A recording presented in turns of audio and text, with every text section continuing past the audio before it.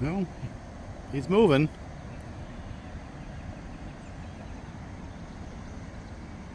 Coming off the siding from the Wegmans area and coming underneath control point 286. And we'll see if he comes by.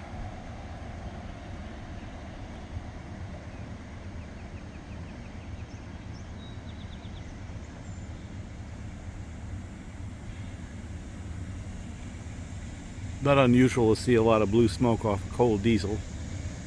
And then when they warm up, it begins to settle out a little bit. Of course, if they're under a real load, it'll go black. So we'll just see what this one does.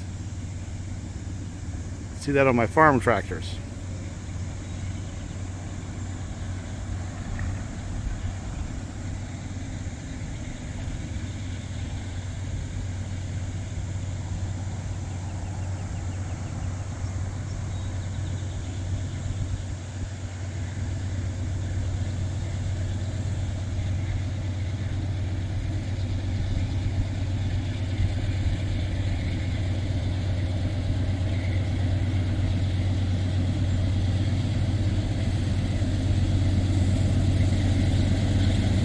There he goes. He's going a little bit black.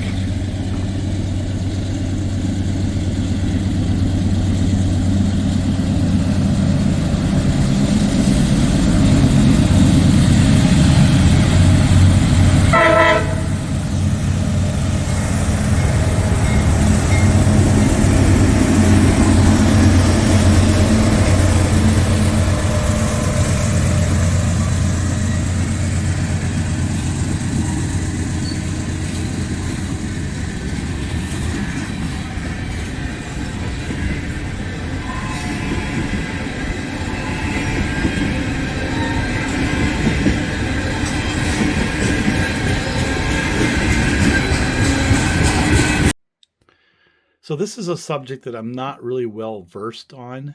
So this would be considered more of an opinion piece than anything based in fact. Just things that I've kind of seen over the years. Lionel experts, the ones that really focus on this kind of thing, put a lot of time into the model numbers when they were manufactured and the details and stuff like that. And I really don't. I'm not really an aficionado of the Lionel line at all. But I've had quite a few over the years, and I've formed some opinions. And a couple of things that kind of stick out to me is the variety of actual, I'm going to call them prime movers or engines or motors. They're actually motors that I have seen in the Scout line of Lionel locomotives. Now, the Scout line was designed to be entry level to get kids into it, or even young adults, whatever, just a low cost, get them in there watching things go in circles. And the Scout that's most common is some derivative of the 1110. And I'm pretty sure that by now these derivatives here with the can motors probably rival them in terms of numbers produced, but I don't know that for a fact. I would suspect they are. And what I found was there's at least 3 styles of Lionel motor, and I happen to like 2, and I don't like 1. The 1110 had like this clamshell plastic housing, and I don't know, I have seen a fair number of them. They're pretty hard to maintain from what I can tell. I don't like them. Now, I don't have a real manufacturing or engineering reason to say that. I just don't prefer them. I happen to really like this much later version of Scout that had these can motors, even though I don't like the plastic gears, the drive gears, the nylon. I really wish they had put metal in those. But these things run really good. They run really smooth and they pull really hard for what they are. And they've made a gazillion different versions of this particular drive line from, the 90s for sure. I'm going to call that a Pacific because they finally put a 4-4-2 configuration together. Whereas in years past, it was a 2-4-2, or in some cases for switchers or 4-0s. Of course, I have to put a marks in there, right? So I like these. But I'm not going to, I don't know. They're not kind of like the original Lionel.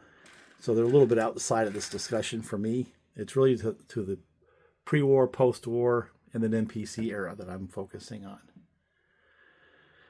So the clamshell ones that are very common, I don't like.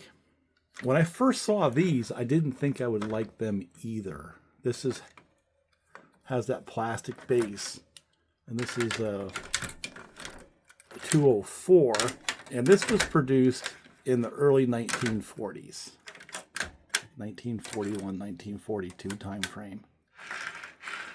I don't know why that's hanging there. Yeah, there it is. And that is a very nice running little locomotive. Very fast, but very nice. It has a die-cast shell, has the handrail on it, although that one's bent up a little bit. Simple, but, you know, the side rods are pretty cool. And of course, this series, this is the 1618 switcher, that particular motor, I like those. And they kind of showed up in this one right here, the 2034. Now, apparently they only made the 2034 in like 1952. So you're not going to see a lot of Scouts that have that particular motor on the inside. Most of them are going to have some derivative of this or that clamshell thing. But I like these. This is a really good running locomotive. Now, like I said, this was my $3 pickup at an auction. And they don't seem to bring a lot of money. And I don't understand why. Because this locomotive right here, this Scout, this 2034, in my mind is just a whole level above in quality than the rest of them. It really is. Yeah, it doesn't have side rods and stuff like that. I'm just talking about this right in here. The motor. That's a rugged little beast. And again, you see a similar design in these switchers. But it has the steel side frames. It's got metal gears. You know, easily accessible armature brushes and things like that to maintain. But also easy to lubricate. And it's got little bushings, little brass bushings here and there. And to me, it's just a well-designed, well-executed little motor. You know how I know it's really good and rugged and reliable? Because it still runs. You know, 52, 62, 72, 82, 92, 2002, you know, 12, 22. That thing's been around. You know, that thing's more than 70 years old, and it still runs just fine. Thank you very much. As does this one, which is even older, but it has a similar armature layout. You know, a rugged little beast. Similar, not the same. But again, it's easy to get to the armature to oil it, the gears and stuff like that. It's not that clamshell thing, which I do not like. So in that spirit, I think we need to run some of these things. So I put together a couple of trains. Let's see if we can get them to go. That one's going to go quite well. Suspect that one will. From 1952. But we may have to upgrade this one a little bit more. I notice it's got one of its headlights knocked off. Maybe I have to get a nice shell for this one. It's earning my respect as a small locomotive. I like it. And of course there's that one right there, which is, well, not the most reliable. I suspect it probably needs new brushes. I haven't torn it apart to see. But let's see what we can do to make them go. It's a very hot day today, by the way.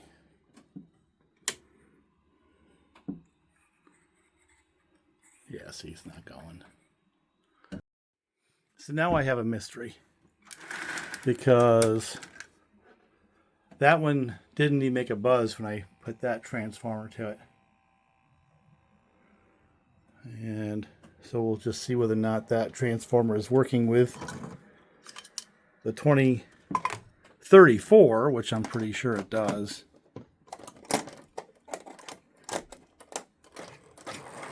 Let's give it a shot. Yeah, no problem.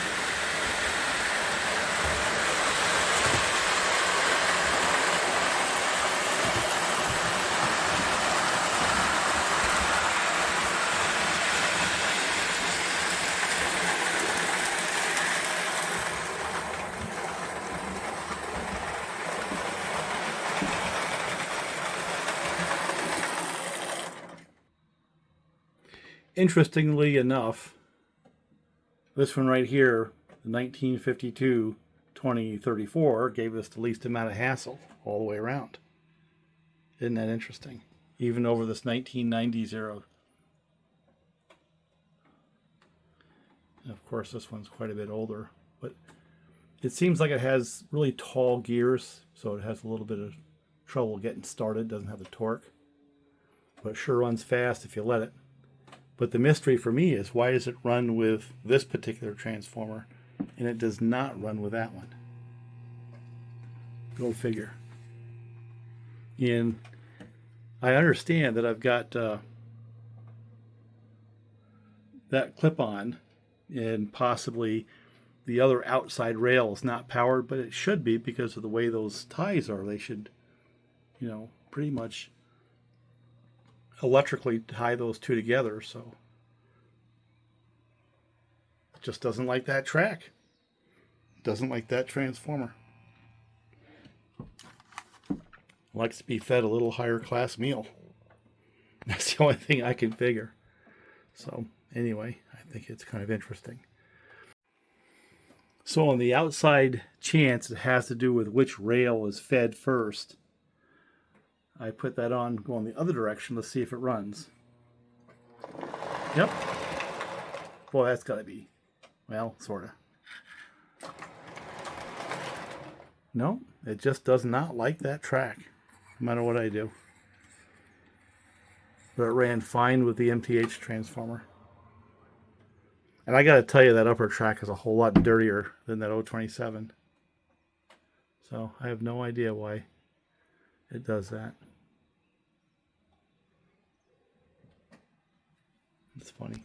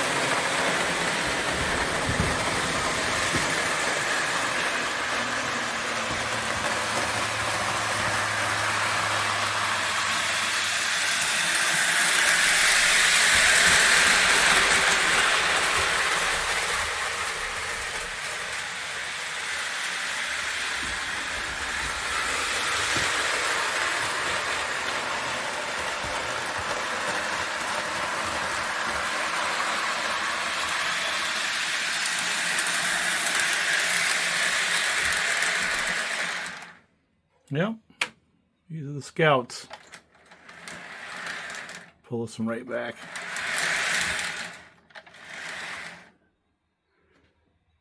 Well, I guess that's not a Scout, is it? That's a little horsepower right there. It's funny how I think the cow catcher right here, that's so low, it hits the track on that little uphill section. Kind of slows things down for it. You can see here, we got that dip in the track right there. Now watch what happens to that cow catcher. It gets real close, but it doesn't hit. But when it first hits that uphill section over there, it shorts out. So I may have to do some track modification. This track has had a lot of use, Things are beginning to settle a little bit, you know, little changes here and there. But for the most part, you know, it works just fine. As do these Scouts.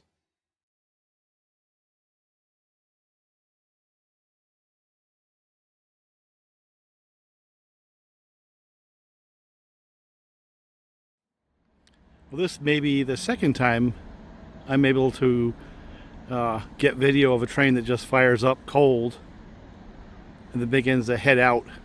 This one here again is at CP 286. They call it Wegmans. They put a crew on the train and they just fired up. Got the blue smoke because it's cold. And I don't know if he's moving just yet.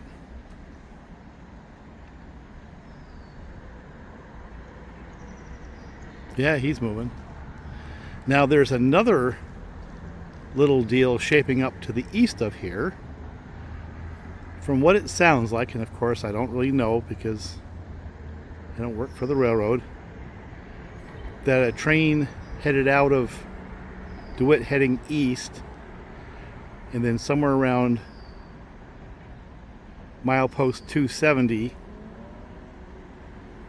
stopped, stalled, or had a problem, and the Amtrak had to stop, go back to